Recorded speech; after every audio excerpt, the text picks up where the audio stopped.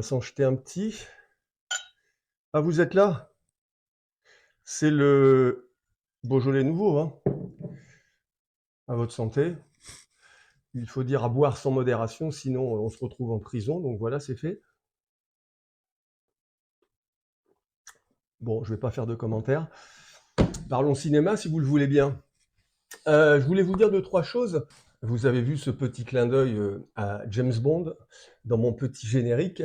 Et j'ai lu là ces jours-ci, bon, il est vrai que la production Eon, la production de James Bond, qui est dirigée par Barbara Broccoli, la fille d'Albert Broccoli, on ne sait toujours pas qui va interpréter James Bond après le départ de Daniel Craig. Il semblerait que ce soit Aaron Taylor Johnson qu'on a vu dans Kick-Ass et à mon avis qui ferait un remarquable 007. Et donc là, la production, ces derniers jours, fait dire que le nouvel interprète de James Bond, le nouveau James Bond, ne sera pas forcément blanc. Franchement, comment dire? Ça fait déjà à peu près 2 ans qu'on nous dit ce sera peut-être une femme, peut-être un homme black, enfin bref. Alors maintenant, on nous présente les choses différemment. Ce ne sera peut-être pas un homme blanc, mais franchement, euh, qu'est-ce qu'est-ce qu'on cherche, qu'est-ce qu'on veut? Pourquoi toujours vouloir? On est vraiment dans cette époque que je trouve vraiment triste, où on veut tout revoir à l'aune de critères d'aujourd'hui, l'inclusion de force. On a dressé les gens les uns contre les autres, on a segmenté la société en communautés, et donc avant tout, en fait, ce sera peut-être pas un blanc, ce sera peut-être un noir, enfin, qu'est-ce que ça veut dire? Moi, je ne connais que des acteurs et des actrices. Leur couleur de peau, tout ça n'a aucun intérêt. Je crois que la production de James Bond devrait vraiment maintenant arrêter de faire de la communication complètement débile et enfin dire voilà l'acteur qui va jouer James Bond et qu'il soit noir ou blanc ou jaune ou rouge, franchement, c'est pas vraiment le sujet. Bon après, les ayants droit de Ian Fleming, peut-être y trouveraient à redire, mais je trouve que tout cela est contre-productif. Parlons de cinéma. James Bond, c'est pas non plus un sujet de société, c'est du divertissement. Donc je crois que les producteurs d'Eon Productions, de James Bond, se plantent complètement. Il ferait mieux de faire du cinéma plutôt que de nous balancer des nouvelles comme ça qui n'en sont pas du tout et qui n'intéressent personne. Qu'ils en viennent au fait. Bon, c'était pas un petit coup de gueule, mais c'est que je trouve ça vraiment, vraiment navrant. Autre chose que j'ai vu cette semaine à propos de la sortie de Gladiator 2 de Ridley Scott, avec le monumental Denzel Washington, qui a fait une petite révélation très intéressante dans le film, où il dit bon, qu'il interprète un personnage ouvertement bisexuel, et une scène où il embrassait à bouche que veux-tu, selon l'expression plutôt ancienne, un autre comédien, a été censurée au montage, elle a été coupée. Donc Ridley Scott n'a pas voulu la garder, et Denzel Washington dit qu'en gros, la production a manqué de couilles. Pour dire les choses, ce sont ses paroles. J'ai du mal à comprendre ce qui se passe dans la tête des producteurs, qui quand même depuis des années nous font des films sur le genre, le changement de genre, en apportant un autre modèle, des fois un peu à marche forcée. Tout le monde n'a pas une ouverture d'esprit à 380 degrés, à 360, pardon. Là, je vais un peu trop loin. Et là, d'un seul coup, on se dit, ben non, peut-être qu'il faut pas mettre cette scène. Je trouve que tout ça devient très, très, très compliqué.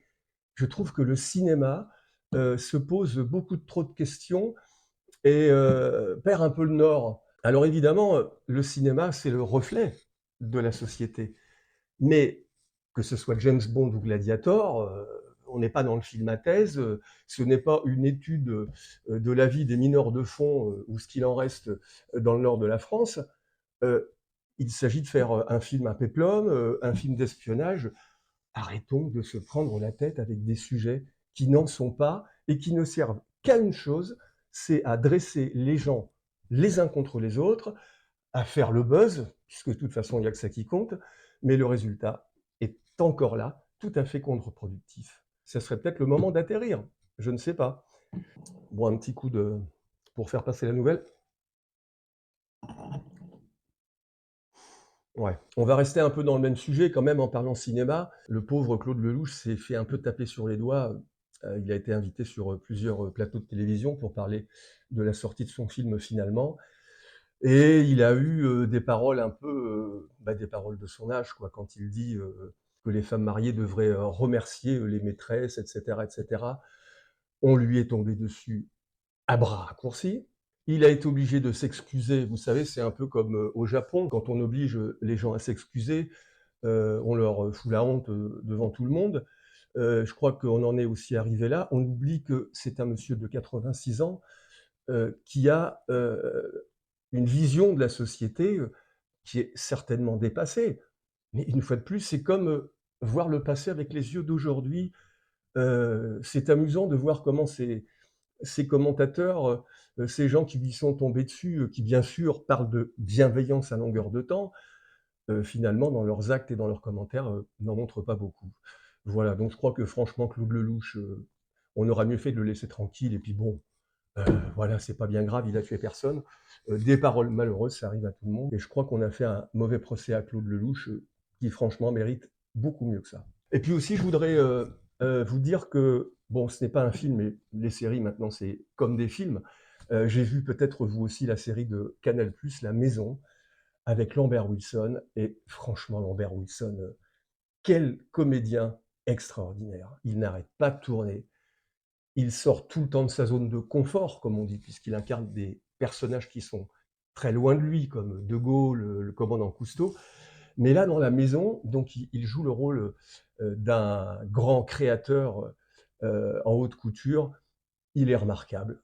Cette série d'ailleurs est remarquable. Franchement, si vous ne l'avez pas vue et que vous avez l'occasion, regardez-la. Mais il n'en a pas besoin.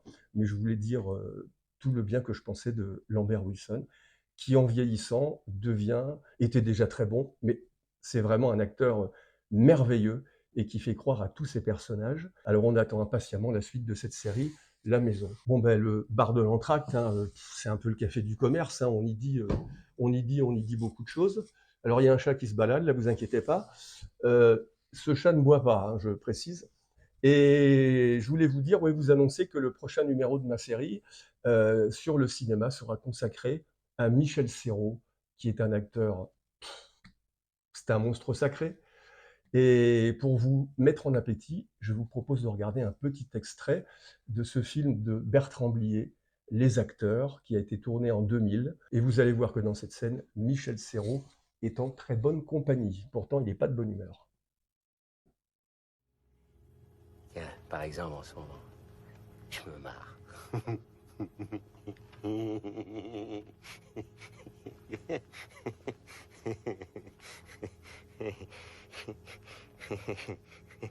C'est pour Belmondo, ça? Non, c'est vrai, le Belmondo a toujours eu un petit côté. Alors, à ce point-là, là, nous avons devant nous un légume. Alors, mon gars, tu t'es bien amusé, hein? Qu'est-ce que je me suis marré? Arrête. Mais disons, quand tu dis marrer, alors, tu t'es vraiment marré ou simplement marré? Qu'est-ce que je me suis marré? Ah bon,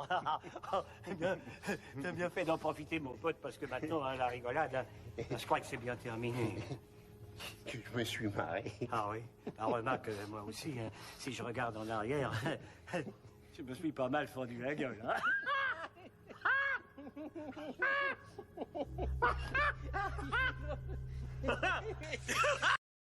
Ben voilà, c'est à peu près tout ce que j'avais à vous dire. Donc, dans quelques jours, vous verrez ce nouveau numéro. C'est d'ailleurs le 67e, consacré à Michel Serrault, que j'ai intitulé Mais qui est ce chat, que j'ai intitulé il me trouble. Le titre de l'épisode, c'est Michel Serrault, pour rire et pour pleurer, parce que sa vie n'a pas été aussi drôle que ça, mais c'est un immense acteur qui nous a fait rire et qui nous a fait pleurer, et ça a été sa vie. Voilà, donc je vous dis à très bientôt, et puis santé, vive le Beaujolais nouveau.